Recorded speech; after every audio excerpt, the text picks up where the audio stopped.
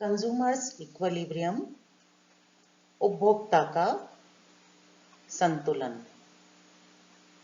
हम indifference curve analysis के बारे में पढ़ रहे हैं। उदासीनता वक्र विश्लेषण, which is propounded by professor Allen and Hicks, जो कि प्रोफेसर एलन और हिक्स के द्वारा प्रतिपादित किया गया है to understand the consumer's behaviour. उपभोक्ता के व्यवहार का अध्ययन करने के लिए अभी तक इंडिफरेंस कर्व एनालिसिस के अंतर्गत हमने जाना कि इंडिफरेंस कर्व क्या होते हैं, उदासीनता वक्र क्या होते हैं, व्हाट इज प्राइस लाइन और बजट लाइन और कीमत रेखा क्या होती हैं, what are the properties of indifference curves, उदासीनता वक्रों की विशेषता क्या होती है, इन सब के बारे में जाना। What is marginal rate of substitution and why it is diminishing, सीमांत प्रतिस्थापन दर क्या है और ये हमेशा घटती हुई ही क्यों होती है, इन सब के बारे में जाना। Today we are going to know about the consumer's equilibrium. आज हम उपभोक्ता के संतुलन के बारे में जानेंगे with the help of indifference curve. उदासीनता वक्रों की सहायता से उपभोक्ता के संतुलन को कैसे मालूम किया जाता है, इसके बारे में जानेंगे। Consumers equilibrium with the help of ICs और इंडिफरेंस कर्व्स। प्रोफेसर मार्शल ने गणनावाचक दृष्टिकोण के अंतर्गत उपभोक्ता के संतुलन के लिए समसीमांत उपयोगिता नियम का प्रतिपादन किया था। अर्थशास्त्र की सबसे बड़ी समस्या क्या है कि प्रत्येक उपभोक्ता अपनी सीमित आय से अधिकतम संतुष्टि प्राप्त करना चाहता है। वो अपने जो लिमिटेड सोर्सेज हैं, every consumer wants to maximise his satisfaction by his limited income. हर उपभोक्ता इस तरह से अपनी जो लिमिटेड इनकम है उसका इस तरह से एक्सपेंड करना चाहता है, इस तरह से खर्च करना चाहता है रैशनली, विवेकपूर्ण तरीके से, ताकि जो इनकम है उसका बेस्ट यूटिलाइजेशन कर पाए, ऑप्टिमम यूटिलाइजेशन हो और मैक्सिमम सेटिस्फेक्शन हो, अर्थात अधिकतम संतुष्टि उपभोक्ता प्राप्त कर सके। हर उपभोक्ता का यही उद्देश्य होता है कि अपने जो इनकम है लिमिटेड, उसको विवेकपूर्ण तरीके से वो खर्च करके और अधिकतम संतुष्टि प्राप्त करे।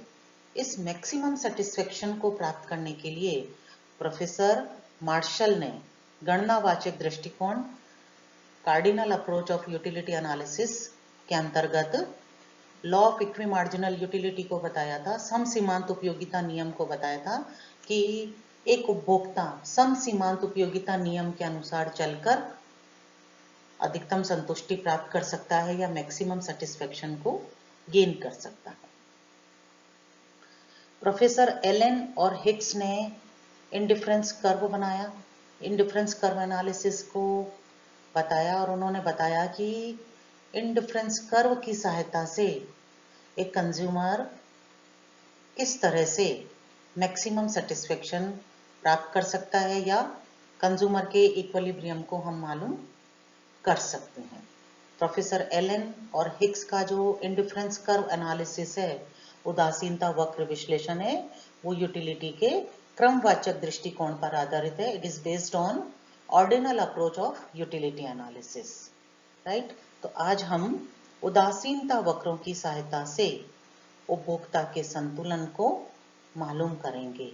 उपभोक्ता का equilibrium of consumer means at the stage where consumer gets maximum satisfaction with his limited income. अपनी सीमित आय से जहां पर उपभोक्ता अधिकतम संतुष्टि प्राप्त करता है, उस बिंदु को उपभोक्ता का संतुलन या इक्विलिब्रियम ऑफ कंज्यूमर कहते हैं। इंडिफरेंस कर्व एनालिसिस के अनुसार, उदासीनता वक्र विश्लेषण के अनुसार, उपभोक्ता के संतुलन को मालूम करने के लिए सबसे पहले हम इनकी मान्यताओं को जानेंगे कि इसकी अजम्पशंस क्या। फर्स्ट इज, उपभोक्ता विवेकशील है और अधिकतम संतुष्टि प्राप्त करना चाहता है। A consumer is a rational person and he wants to get maximum satisfaction with his limited sources. Second है, there are only two goods, one is X and second is Y. केवल दो वस्तुएं उपलब्ध हैं, only two goods are available for consumption, X and Y. केवल दो वस्तुएं उपलब्ध हैं उपभोग के लिए, X और Y. Both goods are homogeneous and divisible in small units. दोनों वस्तुएं समरूप हैं और छोटी छोटी इकाइयों में विभाजनशील हैं। उपभोक्ता की मॉनेटरी इनकम, मौद्रिक आय, निश्चित, सर्टेन और सीमित है, लिमिटेड है। Consumers monetary income is certain and limited, सीमित है और अपनी समस्त आय इन दो वस्तुओं पर व्यय करता है। Monetary income of consumer is certain, निश्चित है, एंड लिमिटेड है, सीमित है, and he expends his whole income on both commodities that are X and Y. अपनी समस्त इनकम इन दो वस्तुओं पर वो खर्च कर देता है। These are our assumptions. And next is, उपभोक्ता की मौद्रिक आय और वस्तुओं की कीमत में संबंधित अवधि में कोई परिवर्तन नहीं होता है। यानी कि monetary income and prices of both commodity remains constant, दोनों स्थिर रहते हैं। There is no change in monetary income and price of both commodities. उदासीनता मानचित्र दिया हुआ है। Indifference map is given. एक उपभोक्ता कंजम्पशन से पहले वस्तुओं के अनेक संयोग बनाता है, डिफरेंट कॉम्बिनेशंस बनाता है और इक्वल सेटिस्फेक्शन प्रदान करने वाले कॉम्बिनेशंस को यदि हम एक डायग्राम के रूप में बनाएं तो हम इसे इंडिफरेंस कर्व कहेंगे।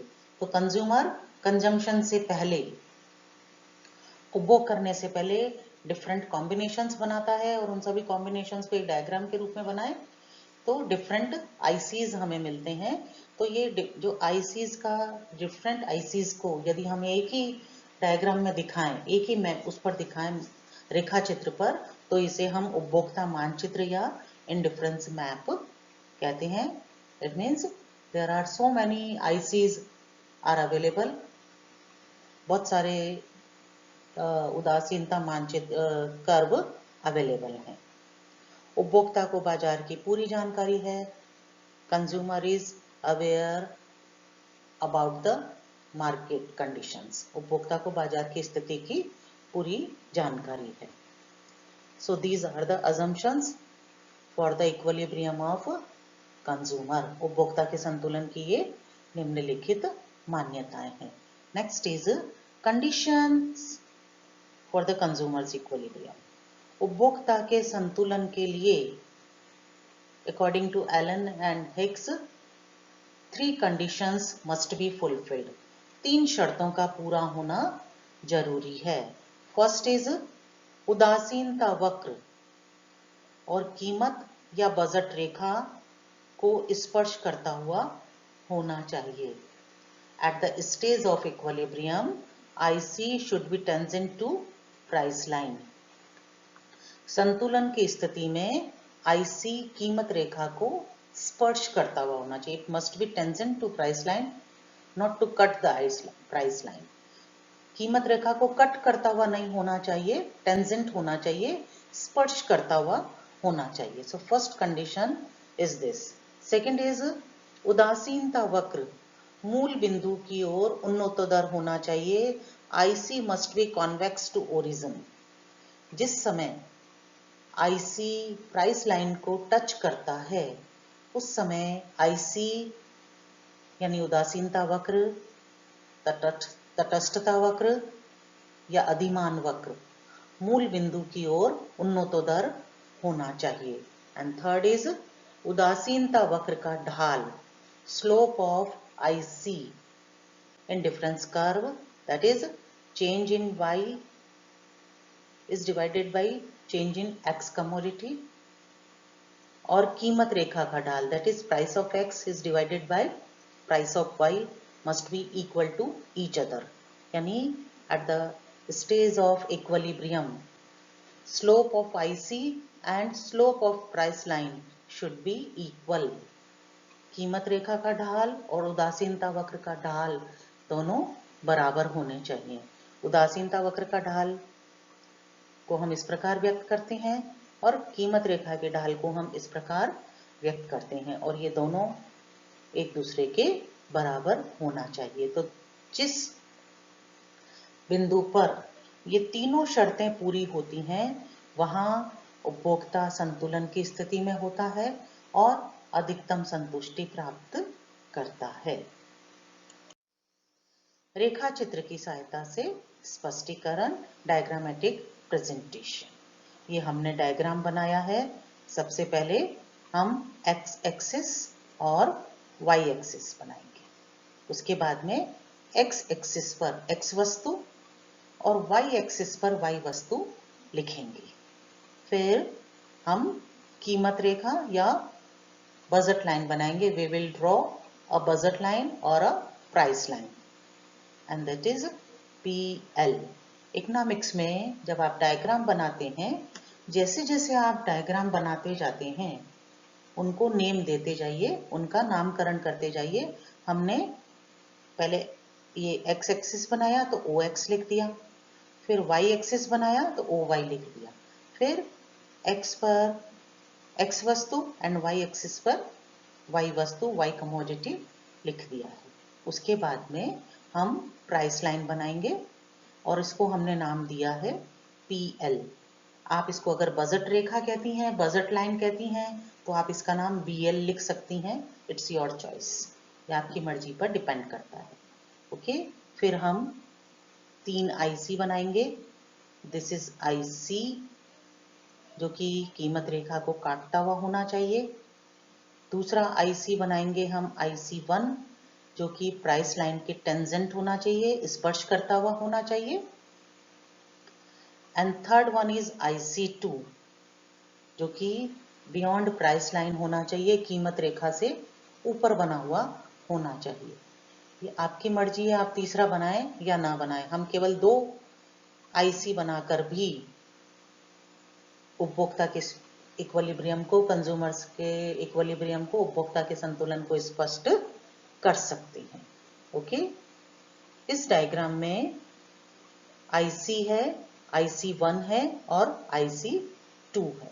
ये 3 बनाए हमने, फिर इनका नामकरण कर दिया IC, IC1 and IC2। IC1 जो है वो E पॉइंट पर इस कीमत रेखा PL को टेंजेंट है, स्पष्ट कर रहा है, इसलिए जहां पर वो टेंजेंट है वहां पर उपभोक्ता संतुलन की स्थिति में होगा। At the point E consumer is in equilibrium, उपभोक्ता संतुलन की स्थिति में है। Because all 3 conditions are fulfilling at this point, क्योंकि यहाँ पर संतुलन की तीनों शर्तें पूरी हो रही हैं। पहली शर्त क्या है कि IC उदासीनता वक्र कीमत रेखा को स्पर्श करता हुआ होना चाहिए। ये यहाँ पर स्पर्श कर रहा है, इसलिए यहाँ पर उपभोक्ता संतुलन की स्थिति में होगा। सेकंड कंडीशन क्या है कि IC must be convex to origin. ये जो IC है ये मूल बिंदु की तरफ उन्नतोदर होना चाहिए, यानी कि यहाँ पर झुकता हुआ होना चाहिए, यहाँ पर ये बैंड होना चाहिए इस तरह से। सेकंड कंडीशन भी पूरी हो रही है। और थर्ड कंडीशन क्या है कि IC का ढाल और कीमत रेखा का ढाल, slope of IC and must be equal to slope of price line, ये कंडीशन भी इस E पॉइंट पर पूरी हो रही है। इसलिए उपभोक्ता E बिंदु पर संतुलन की स्थिति में होगा, जहां पर कि वो Y वस्तु की OM यूनिट्स का कंजम्पशन करेगा एंड एक्स वस्तु की ON यूनिट का कंजम्पशन करके अधिकतम संतुष्टि प्राप्त करेगा। He will derive maximum satisfaction by the consumption of OM units of Y commodity and ON units of X commodity. Okay? A और B ये दोनों पॉइंट भी प्राइस लाइन पर हैं, बट इस पर उपभोक्ता संतुलन की स्थिति में नहीं होगा। He will not get maximum satisfaction and a consumer will not be in equilibrium on A and B. इसके दो रीजंस हैं। फर्स्ट, ये A और B दोनों कीमत रेखा को काट रहे हैं। They are not tangent to price line, ये कीमत रेखा को स्पर्श नहीं कर रहे हैं, काट रहे हैं। और सेकंड रीजन क्या है, क्यों इस बिंदु पर उपभोक्ता संतुलन की स्थिति में नहीं है, कि ये it is they are on lower IC, ये नीचे के आईसी पर स्थित हैं ए और B point, and lower the IC lower level of satisfaction, नीचे की ओर स्थित आईसी संतुष्टि के निम्न स्तर को व्यक्त करता है, जबकि कंज्यूमर मैक्सिमम सेटिस्फेक्शन प्राप्त करना चाहता है विद हिज लिमिटेड सोर्सेज, अपने सीमित साधनों से अधिकतम संतुष्टि प्राप्त करना चाहता है। इसलिए वो ए और बी कॉम्बिनेशंस को कंज्यूम नहीं करेगा और वो ऊपर के आईसी पर स्थित ई बिंदु पर संतुलन की स्थिति में होगा। आईसी 1 पर सी और डी बिंदु, ये भी दोनों पॉइंट्स भी ई के बराबर ही संतुष्टि दे रहे हैं उपभोक्ता को, क्योंकि आईसी पर स्थित प्रत्येक बिंदु, एक आईसी पर स्थित प्रत्येक बिंदु, यानी आईसी 1 पर स्थित every point on IC represents equal level of satisfaction, संतुष्टि के समान स्तर को व्यक्त करता है। यानी ई कॉम्बिनेशन को यूज करने से कंज्यूमर को जो सेटिस्फेक्शन मिल रहा है, वही सेटिस्फेक्शन उपभोक्ता को सी और डी कमोडिटीज का कंजम्पशन करके भी मिलेगा, लेकिन इस बिंदु पर उपभोक्ता संतुलन की स्थिति में नहीं होगा, because they are beyond budget line, ये कीमत रेखा से बाहर स्थित हैं। C and D are unattainable points, असंभाव्य बिंदु हैं, क्योंकि उसके बजट में नहीं है। ये कॉम्बिनेशन से उसको इक्वल सेटिस्फेक्शन तो मिल रहा है, बट कंज्यूमर के पास में इतना पैसा नहीं है कि वो सी और डी कॉम्बिनेशन को खरीद पाए। इसलिए उपभोक्ता सी और डी बिंदु पर संतुलन की स्थिति में नहीं होगा, वो केवल ई बिंदु पर ही संतुलन की स्थिति में होगा। IC2 का हर कॉम्बिनेशन कंज्यूमर को और ज्यादा सेटिस्फेक्शन देगा, but IC2 is beyond his limit, उसकी कीमत रेखा के बाहर है। इसलिए उपभोक्ता केवल ई बिंदु पर ही संतुलन की स्थिति में होगा, जहां पर कि संतुलन की तीनों शर्तें पूरी हो रही है। Thank you.